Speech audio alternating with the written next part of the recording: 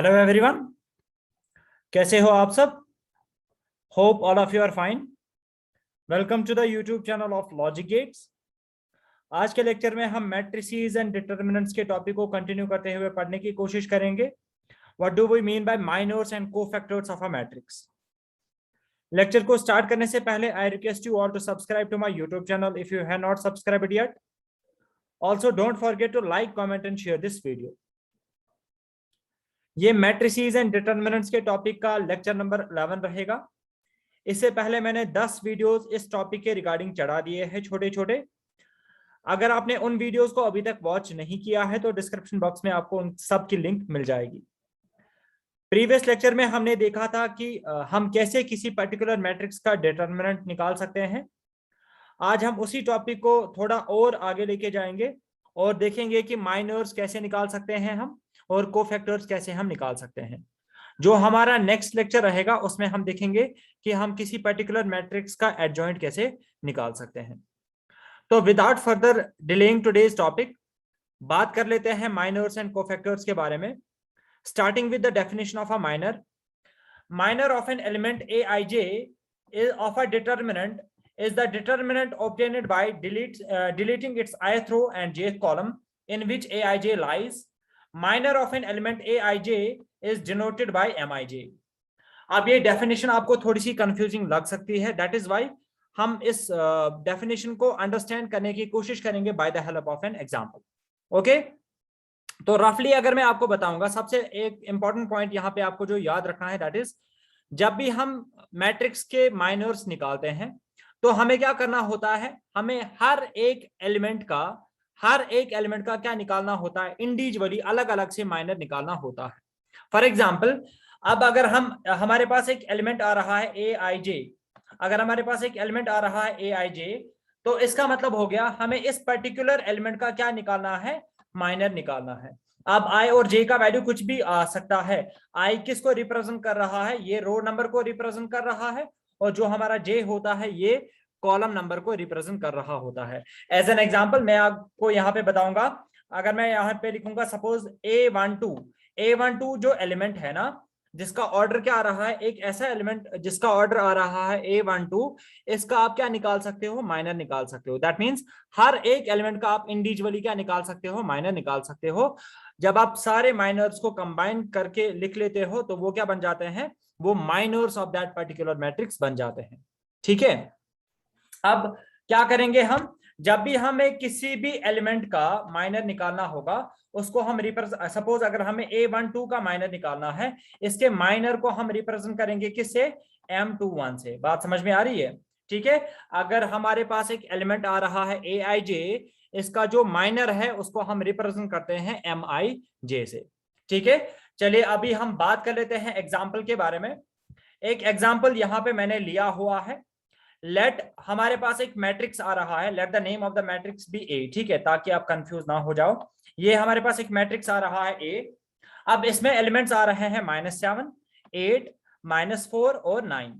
अब आपसे क्या पूछा जाएगा, आपको हर एक एलिमेंट का आपको यहाँ पे निकालना है माइनर ऑफ a11, आपको निकालना है minor of a12, because you know that ये वाला एलिमेंट जो है ना, इसका ऑर्डर क्या आ रहा है, ये आ रहा है a11, यानी कि ये रो नंबर 1 में आ रहा है और कॉलम नंबर 1 में आ रहा है।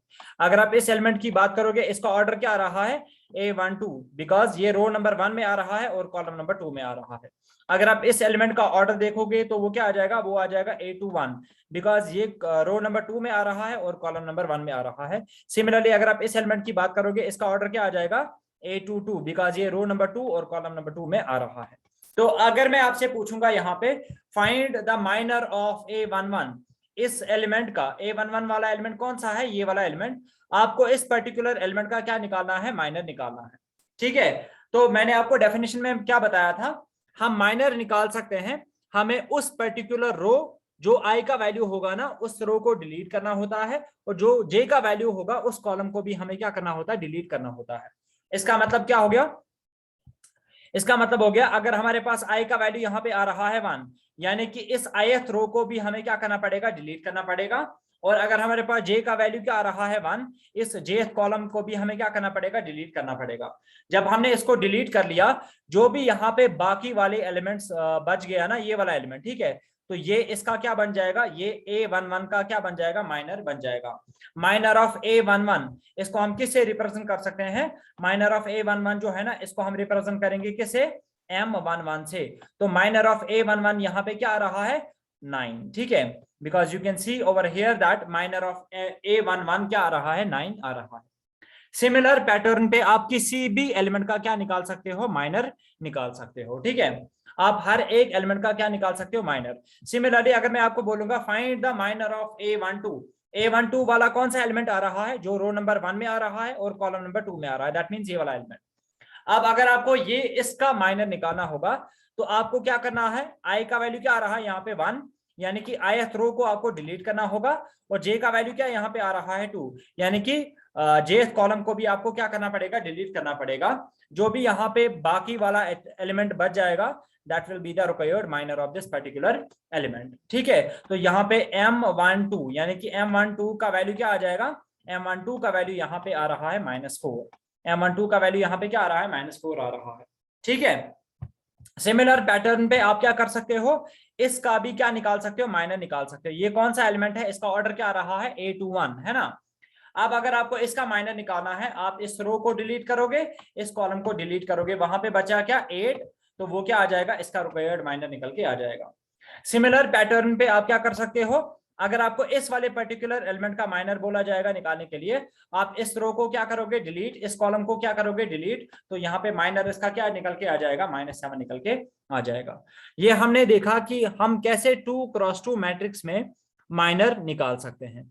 अब आपसे पूछा जा सकता है, फॉर एग्जांपल अगर हम 3x3 मैट्रिक्स की बात करेंगे, उसमें हम कैसे माइनर्स को फाइंड आउट कर सकते हैं, अब हम उसके बारे में भी एक एग्जांपल करेंगे, ठीक है।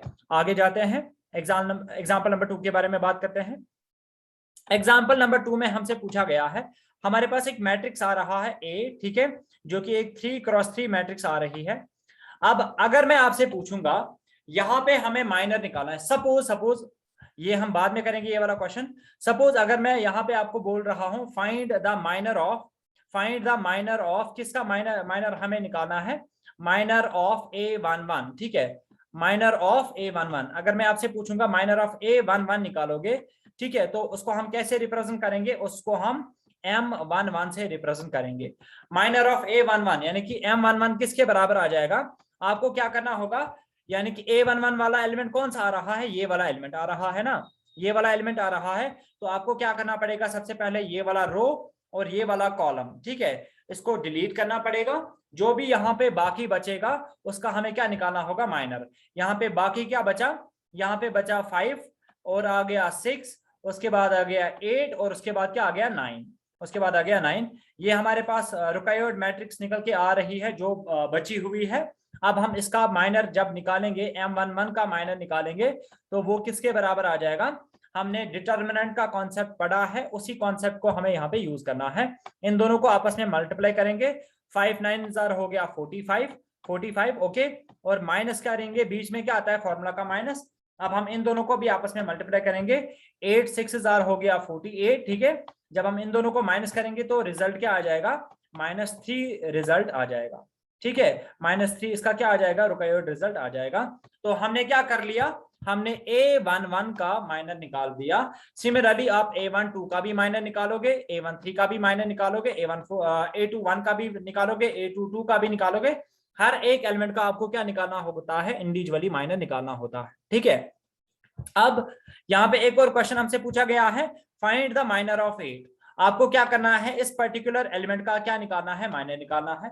तो आप क्या करोगे, ये इस वाले रो में आ रहा है, इस रो को करेंगे डिलीट, और ये इस कॉलम में आ रहा है, इस कॉलम को भी क्या करेंगे, डिलीट करेंगे। तो यहाँ पे माइनर ऑफ 8 यानी कि M, ये किस रो में आ रहा है, ये रो नंबर 3 में आ रहा है, और ये कॉलम नंबर 2 में आ रहा है, यानी कि M21 माइनर ऑफ 8 जो है ना, 8 का ऑर्डर क्या आ रहा है, A32 आ रहा है ना। अब अगर हमें इसका माइनर निकालना होगा तो कैसे निकालेंगे, हमने रो और कॉलम को डिलीट कर दिया, बाकी जो यहाँ पे बचा 1 और आ गया यहाँ पे 3, यहाँ 4, यहाँ पे आ गया 3 और यहाँ पे आ रहा है 6। These are the remaining elements. फिर से क्या करेंगे, इनको क्रॉस प्रोडक्ट करेंगे, 6 1 जार हो गया 6, बीच में आता है फॉर्मूला का माइनस, इन दोनों को भी मल्टीप्लाई करेंगे, 4 3 जार हो गया 12। तो जब हम इसको सॉल्व करेंगे तो रिजल्ट क्या आ जाएगा, द रिजल्ट विल बी -6। ठीक है, यहाँ पे रिजल्ट क्या आ रहा है, -6 आ रहा है। इस तरीके से आप किसी भी एलिमेंट का माइनर निकाल सकते हो। होपफुली माइनर का कॉन्सेप्ट अब आपको अच्छे से समझ में आ गया होगा। अभी हम बात कर लेते हैं कोफैक्टर के बारे में। ओके, कोफैक्टर के बारे में बात कर लेते हैं। कोफैक्टर में हमसे क्या पूछा जाता है, अगर हमें किसी भी एलिमेंट का कोफैक्टर निकालना है, cofactor of an element aij, अगर हमें aij एलिमेंट का कोफैक्टर निकालना है, इसको हम डिनोट करते हैं aij से। डिनोशन याद रखनी है, माइनर को mij से रिप्रेजेंट करते हैं और कोफैक्टर को कैपिटल aij से रिप्रेजेंट करते हैं। और ये कोफैक्टर कैसे हम निकाल सकते हैं, इसके लिए हम ये वाली फॉर्मूला यूज करते हैं, -1 raised power i plus j into mij। That means अगर हमें कोफैक्टर निकालना है, कोफैक्टर को निकालने से पहले हमें क्या निकालना पड़ेगा, माइनर उस एलिमेंट का निकालना पड़ेगा। जब हम माइनर निकालेंगे then only we will be able to calculate the cofactor of that particular element. ठीक है, अभी बात कर लेते हैं, सेम एग्जांपल हमने यहाँ पे ले ली है। हमारे पास मैट्रिक्स ए आ रहा है, let's again take a matrix. Okay, यहाँ पे एलिमेंट आ रहा है 7 -7 8 -4 और 9। अब हमने क्या कर लिया, माइनर ऑफ A11, अगर हम इसका माइनर निकालेंगे तो हम क्या करेंगे, इस वाले रो को इस वाले कॉलम को डिलीट करेंगे तो क्या आ रहा है 9। ठीक है, सिमिलरली अगर आप देखोगे माइनर ऑफ A12, इसका अगर हमें माइनर निकालना होगा, हम क्या करेंगे, इस रो को और इस कॉलम को डिलीट करेंगे तो आंसर क्या आ जाएगा, -4, वो हमने यहाँ पे लिख दिया। इसी तरीके से आप क्या कर सकते हो, माइनर ऑफ A21, अगर आपको इस एलिमेंट का माइनर निकालना है, आप इस रो को इस कॉलम को डिलीट करोगे तो आंसर क्या आ जाएगा 8। ठीक है, तो वो हमने यहाँ पे लिख दिया। सिमिलर पैटर्न पे आप क्या निकाल सकते हो, माइनर ऑफ A22 वाला एलिमेंट ये आ रहा है, आप इसका माइनर निकाल सकते हो, इस रो को इस कॉलम को डिलीट करोगे तो आंसर क्या आ रहा है, -7। तो माइनर तो आपने हर एक एलिमेंट का यहाँ पे निकाल लिया। अब आपसे पूछा जा रहा है, आप हमें हर एक एलिमेंट का यहाँ पे क्या निकाल के दोगे, कोफैक्टर भी निकाल के दोगे। अब अगर मैं आपसे पूछूंगा find the cofactor of A11, A11 को हम किस से रिप्रेजेंट करेंगे, कैपिटल A11 से रिप्रेजेंट करेंगे, बिकॉज हमें कोफैक्टर निकालना है। और वो किसके बराबर आ रहा है, यहाँ पे देखो फॉर्मूला क्या है, aij, i और j का वैल्यू यहाँ पे क्या आ रहा है, 1 और 1, because we are talking about the first element of the matrix, है ना, जो कि रो नंबर 1 और कॉलम नंबर 1 में आ रहा है। i का भी वैल्यू 1 है और j का भी वैल्यू क्या आ रहा है, 1। वो किसके बराबर आता है, वो आता है बराबर -1, वो आता है बराबर -1। रेज्ड पावर क्या आ रहा है, i प्लस j। अब i का भी वैल्यू हमें पता है, i का वैल्यू कितना आ रहा है, 1, प्लस j का भी वैल्यू कितना आ रहा है, j का भी वैल्यू आ रहा है 1, और इनटू क्या करेंगे, इनटू करेंगे mij का मतलब हो गया M11 यहाँ पे, क्योंकि हम i और j का वैल्यू क्या ले रहे हैं, 1 1। ठीक है, हमें यहाँ पे इनटू क्या करना है, M11 इनटू कर देना है। ठीक है, तो A11 का वैल्यू अगर आपको निकालना है, आप क्या करोगे, यहाँ पे -1 आ रहा है। ठीक है, -1 आ रहा है, -1 आपने लिख दिया। रेज पावर क्या आ रहा है, 1 + 1, 1 + 1 कितना बनेगा, 2 बनेगा, और इनटू क्या आ जाएगा, M11 यहाँ पे वैल्यू हमने ऑलरेडी निकाला हुआ है, M11 का वैल्यू कितना आ रहा है, 9। ठीक है, minor of the first element वो क्या आ रहा है, 9। ठीक है, तो ये अगर आप सॉल्व करोगे तो क्या आ जाएगा, -1 का स्क्वायर, -1 का स्क्वायर होता है, दैट मीन्स -1 को आपको 2 बार मल्टीप्लाई कर देना है। तो -1 इंटू -1, जब आप ये करोगे, माइनस इंटू माइनस क्या बनेगा, प्लस बनेगा, और साथ में क्या आ रहा है, 1 1 * 1।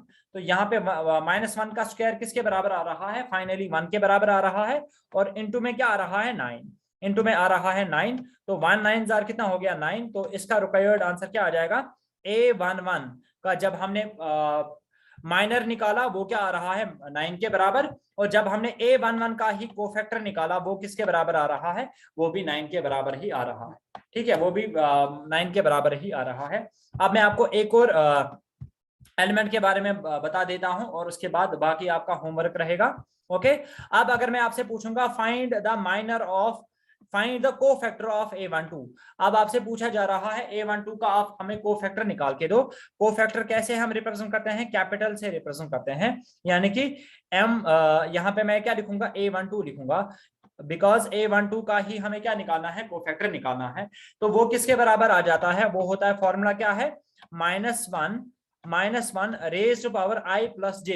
Raise power i plus j, i का वैल्यू यहाँ पे आ रहा है 1 और जे का वैल्यू यहाँ पे क्या आ रहा है 2, तो हम यहाँ पे लिखेंगे 1 प्लस क्या आ रहा है जे का वैल्यू क्या आ रहा है 2, ठीक है। और इनटू क्या करेंगे, इनटू करेंगे एम आई जे का मतलब हो गया यहाँ पे हमें इनटू क्या करना है इसको M12 की, बिकॉज आई का वैल्यू 1 और जे का वैल्यू क्या आ रहा है 2 आ रहा है।